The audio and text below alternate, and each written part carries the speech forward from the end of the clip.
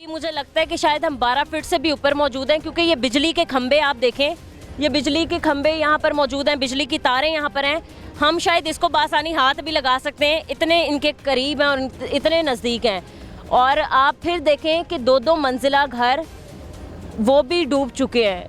हमें मतलब दूर से मैं आपको दिखाऊं, ये लोगों की कीमती सामानों में मशीनें वगैरह यही जमा पूंजी है सबकी, ये पानी की नज़र हो चुका है। सर ये बताएं कि जब एकदम पानी का रैला यहाँ से आया या फिर यहाँ से गुजरा था, तो क्या उससे पहले कोई भी ऐलान वगैरह नहीं किया गया कि इलाके को खाली कर दें?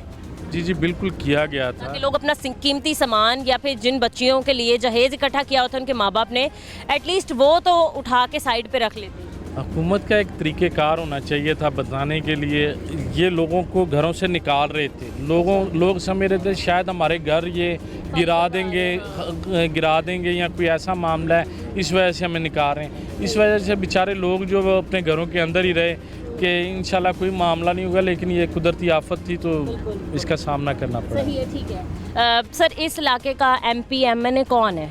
मलक अफजल खोखर जो हैं वो यहाँ के MNA हैं, मलक अनस साहब जो हैं वो MP हैं, और एक दिन के लिए भी यहाँ इस इलाके में मौजूद नहीं है, आए नहीं है, विज़िट ही नहीं किया कि ये डूब गए हैं, जी रहे हैं या मर गए हैं। और तकरीबन 8000 के करीब जो है यहाँ पे रजिस्टर्ड वोट है जो इस इलाके का, और उन्होंने MNA और MPA को वोट्स दिए, लेकिन वो फिर भी यहाँ पे आई थिंक ये कोई मशीनरी है ना, ये हमें जो नज़र आ रही है कोई क्रेन वगैरह वो भी डूब चुकी है। बिल्कुल ऐसी है, बिल्कुल ऐसे है, बहुत ज़्यादा नुकसान हुआ है। ये देखें यहाँ आपको वहाँ पे पूरी दुकानें नज़र आ रही थी, आप यहाँ पे पूरी दुकानें जो डूब चुकी हैं। ये कितने फुट की दुकानें होंगी, कितनी ऊंचाई होगी? ये तकरीबन इनकी 13 से 14 फुट ऊंचाई है। और ये पूरी डूब चुकी हैं? पूरी डूब चुकी हैं जी, बिल्कुल इसी तरह।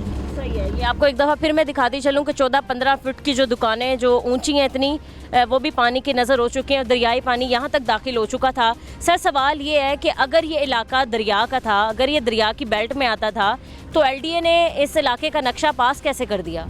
जी बिल्कुल बड़ा अहम सवाल पूछा आपने।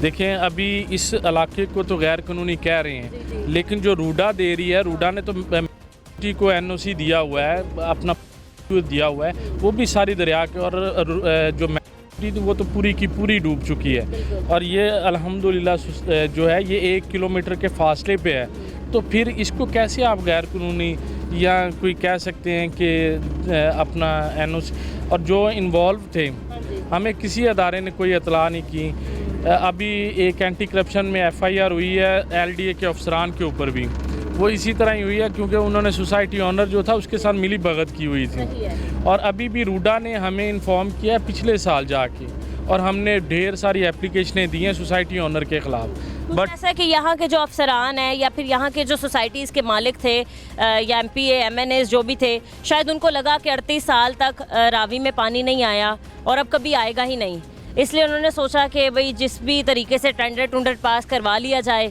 और इस इलाके को जो है वो कागजात में शामिल करके लोगों को सस्ते दामों जो हैं वो घर दे दिए जाए।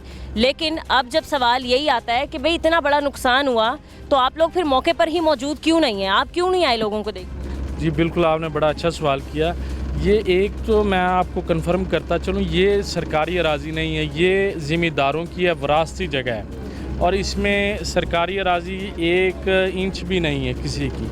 और ये सरकारी जगह तो वो बहुत आगे चली जाती है, वो रावी के जंगल से थोड़ा सा तकरीबन फासले के ऊपर है, वहाँ पे लगाएं, वहाँ पे तो आबादी है ही नहीं। अच्छा, आप कह रहे हैं कि ये इलाका रावी में नहीं आता? ये इलाका रावी में बिल्कुल। पानी कैसे पहुँच गया? पानी तो ये बांध बनाए जाते या कोई ऐसी तरतीब बनाई जाती गवर्नमेंट की तरफ से, तो ये कभी भी नहीं थी आने। सही है। हमने मतलब ये कितना खूबसूरत घर किसी ने बनाया हुआ था, तकरीबन ये दूसरी मंजिल है शायद, और वो पानी वहाँ तक पहुँच चुका है। मतलब अफसोस के साथ कहना पड़ा है कि लोगों ने करोड़ों रुपए, लाखों रुपए लगवाए अपने घरों पर, सारी ज़िंदगी की जमा पूंजी जो है वो इकट्ठी करके यही सोचता है कोई कि घर बना लिया जाएगा या फिर अपनी बच्ची या बच्चे के लिए एक बेहतरीन फ्यूचर जो है वो फ्यूचर के लिए महफूज कर दिए जाएंगे, पैसे कुछ कर दिया जाएगा। लेकिन जब कुदरती आफत सर पे आन पड़ी तो ये हालात थे। सर गवर्नमेंट ने तो यही कहा, मरीम नवाज़ साहिबा की तरफ से ही कहा गया है कि जी सैलाब मुतासरीन का जिसका जो नुकसान हुआ वो पूरा किया जाएगा, लेकिन अगर दरिया के बेल्ट में किसी के घर बने हैं तो उनका नुकसान पूरा नहीं किया जाएगा।